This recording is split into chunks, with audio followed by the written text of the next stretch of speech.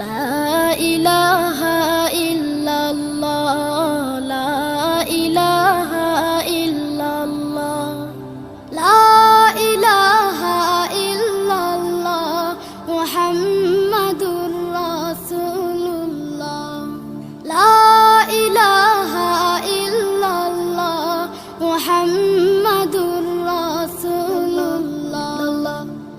কোনো খালিক নেই তুমি ছাড়া, কোনো মালিক নেই তুমি ছাড়া, কোনো মাবুদ নেই তুমি ছাড়া, কোনো মাশুক নেই তুমি ছাড়া।